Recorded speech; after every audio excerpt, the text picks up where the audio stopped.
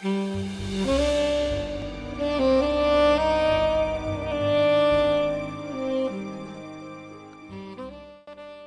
says here that Johnny Depp says Amber Heard dropped the Duke in his bed.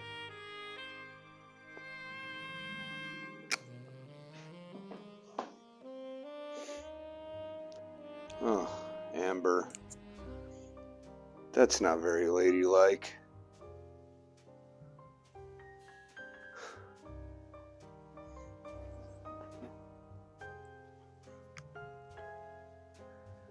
Well, at least he knows who did it. For most of us, when this happens, it's a mystery as to who hates the shit out of us so much.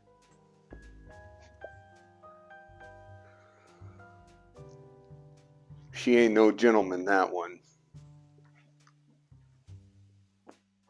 That stinks.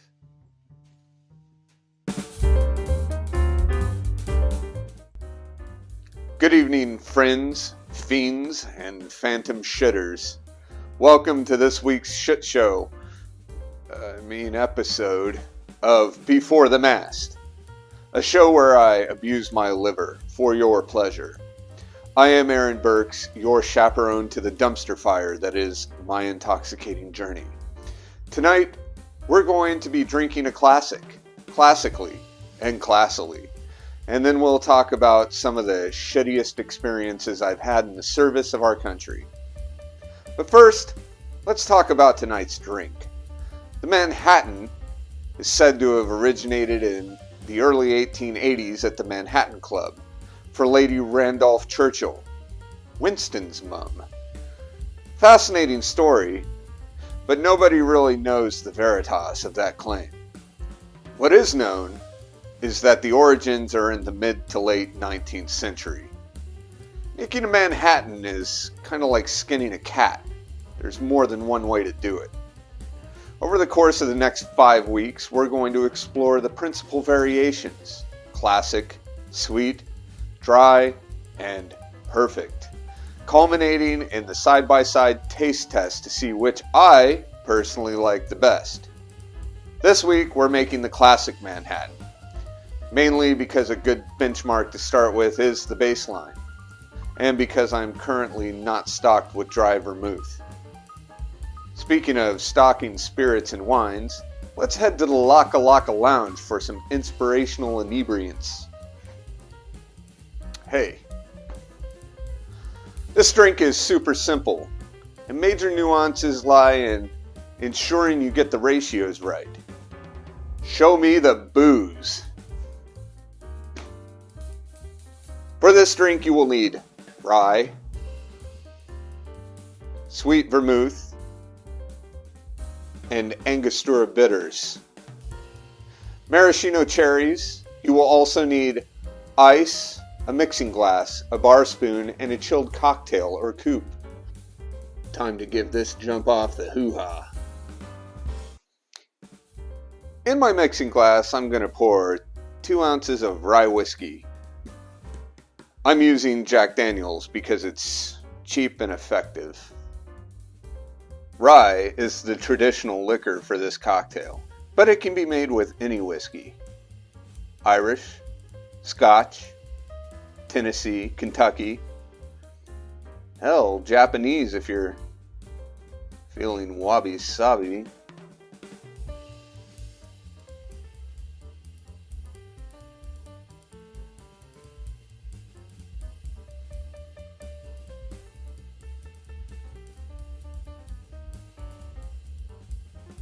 One ounce of sweet vermouth,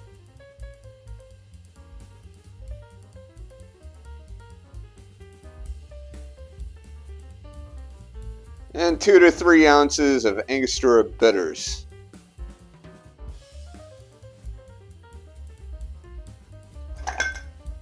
And stir.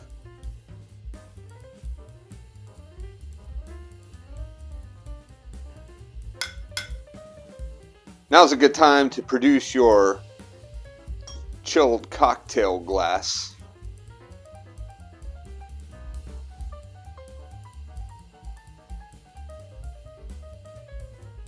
And there it is. The Manhattan. Here's to all the phantom shitters. The ones I know and the ones I don't. Without you, we would not know the true joy of existence free of felonious fecal matter.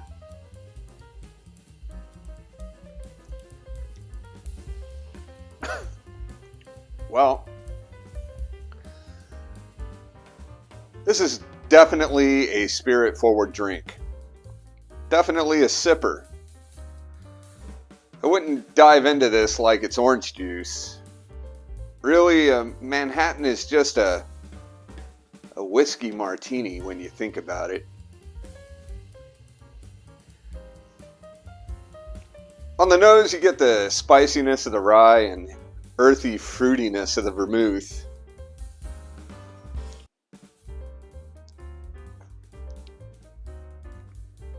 On the tongue, the rye takes center stage. As you swim deeper into this beverage, you start to notice the bitters. It really has a complexity of flavors which is wiped completely clean by the absolute fire going down your esophagus. God, it's like straight cough syrup with a little bit of vanilla and pepper.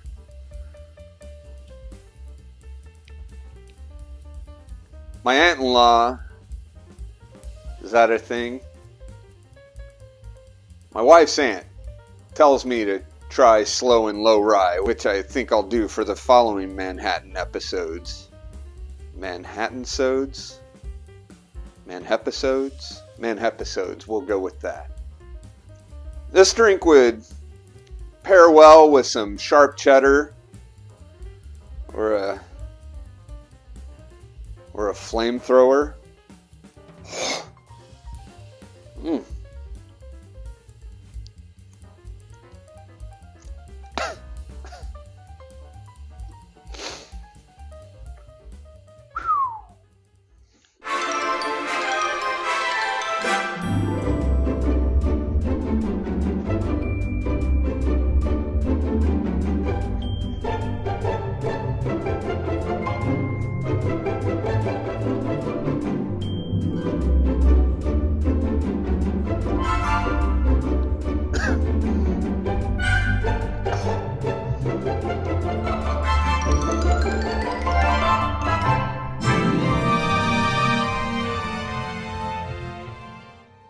Speaking of phantom shitters, of all the truly appalling things I've been a witness or a party to, the exhibition of excrement might be the most egregious.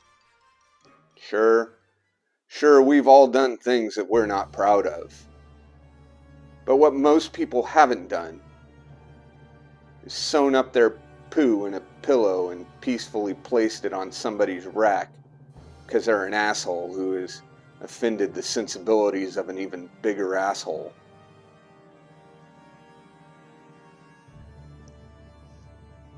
He deserved it. Or so I've heard. Nowhere in the world, but in the Navy, the Army, and the Marines. The Air Force is too high class for poopy play. I'm not really certain what the Coast Guard does with their caca. Do people get such joy out of bodily waste? Creating it, exhibiting it for the edification of others, hiding it, naming it. I could dedicate an entire episode to illicit evacuation events.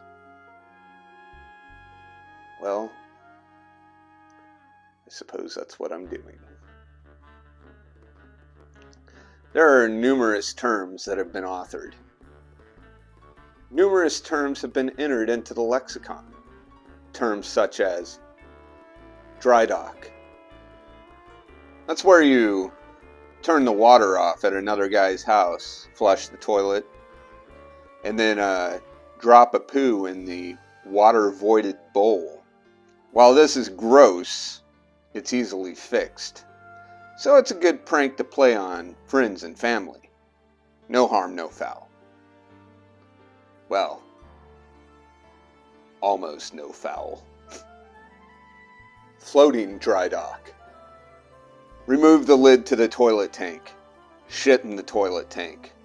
Replace the lid to the toilet tank. This is especially heinous because nobody will know what's wrong or where the smell's coming from until the clean water starts coming in brown, forcing the poor bastard to take the lid off the toilet tank and check it to find a bloated and soggy turd. Generally, this requires a new toilet, possibly a new bathroom, maybe a new house. Kentucky cornhole. Dropping a dookie in an unzipped Ziploc bag and then throwing it into the open window of a moving vehicle.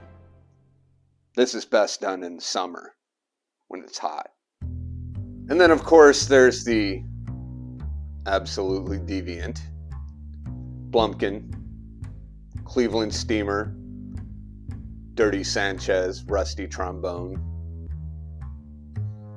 I'll let you Google those. I've heard my mom watches this show. Sorry, Mom.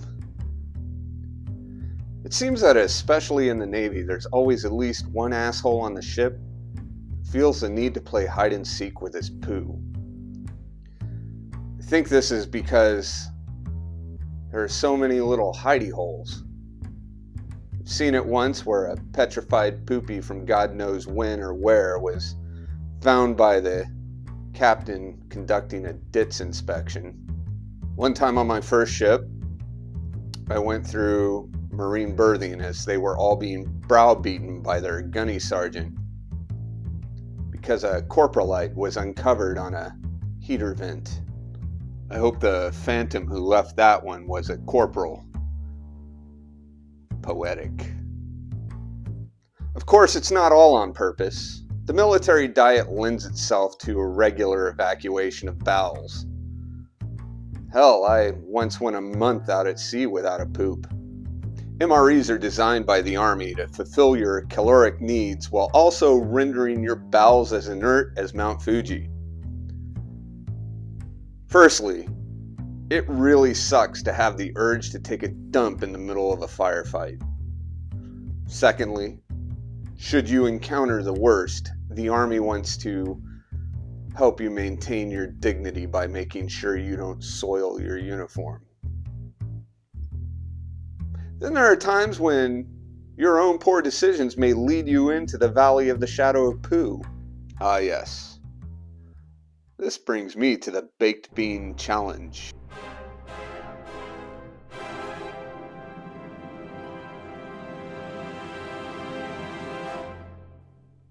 On long deployments, especially ones that are inherently dangerous to one's health and well-being, service members tend to cope with the emotional weight by putting themselves in even greater danger by inventing pranks or setting up challenges. This is pre-TikTok. TikTok ain't got shit on this.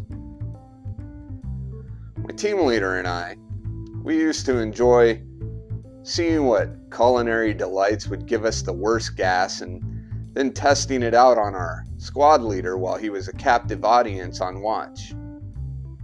Well, one day we got the bright idea, eat nothing but baked beans for 2 weeks.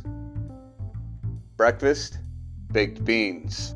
Lunch, baked beans. Dinner, baked beans. Dessert, baked beans. If you got hungry in between meals, thankfully the FX had your back. They sold cans of baked beans. My comrade, he gave up on this endeavor after only a few days. Me, I'm a persistent asshole and I persevered. Well, I made it to day 13. In the middle of the night, I woke up to a fart.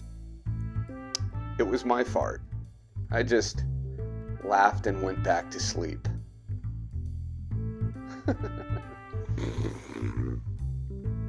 Well, I woke up a few short hours later, and as so many people often do, absent-mindedly scratched my ass. And to my shock and horror, I came back with a handful of dookie. It was at this very moment that my roommate sat straight up, as if out of a nightmare, and glared at me and said, "Did you fart?" His eyes narrowed. He knew that something was going on. He says, "You shit yourself, didn't you?" Well, I stuffed my bedding into a plastic bag and I took a shower. Took the bag to the dumpster. The next part was going to be a little bit trickier. See, I needed to get a new mattress. The only way to get one was to talk to the first sergeant. So I went to his office and I knocked 3 times, stood at parade rest, waiting to be addressed, all the while hoping he wouldn't ask me why I needed a new mattress. Well, he looked up and said, "Sergeant Burks, what can I do for you?" "I need a new mattress, Top." "Why do you need a new mattress?" I figured honesty was the best policy, but truth spoken softly usually seems to come out a little bit better. "I shit myself first, Sergeant." "Say again." "I shit myself." "Damn it, Sergeant Burks, stop mumbling." "I shit myself first, Sergeant."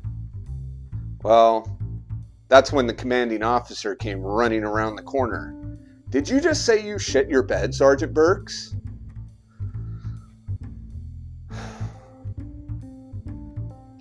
I was given instructions to take my old mattress to the dumpster during morning formation. Unfortunately, the dumpster was in such a position to require me walking in front of the formation with the marked mattress. I went back to the barracks and started pulling the mattress out of my room. A helpful young private came up and said, "You need help with that, Sergeant?" "Sure. You grab that end." Well, just trying to make conversation, the PVT asked me, "What's wrong with your mattress, Sergeant?"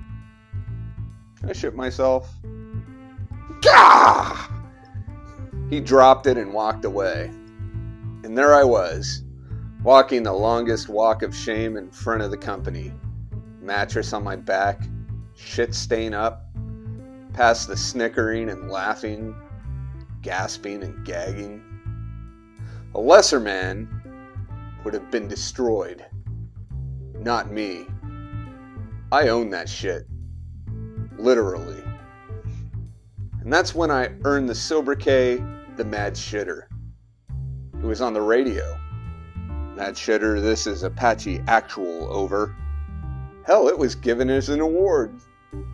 As of the filming of this video, I have not been able to find it. But I did find this. And that is the story of the Baked Bean Challenge of '05.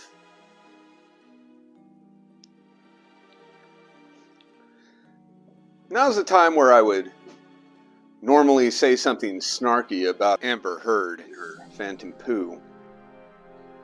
I'm not going to do that because, well, I don't have $100 million for a defamation lawsuit.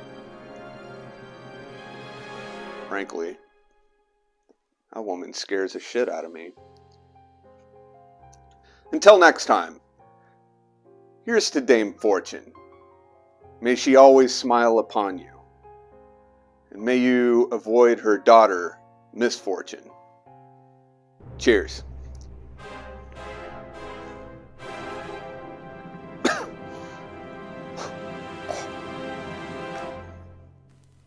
What shall we do with the drunken sailor? What shall we do with the drunken sailor? What shall we do with the drunken sailor? Early in the morning, way hey and up she rises. Way hey and up she rises. Way hey and up she rises. Early in the morning, putting in the longboat until he's sober. Putting in the longboat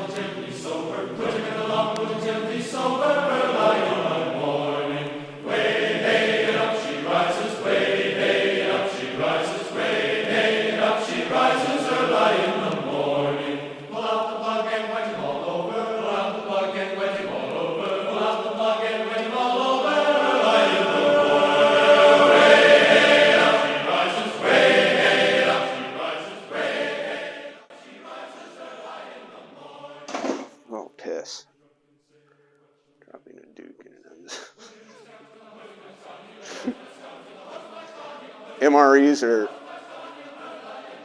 MREs are designed by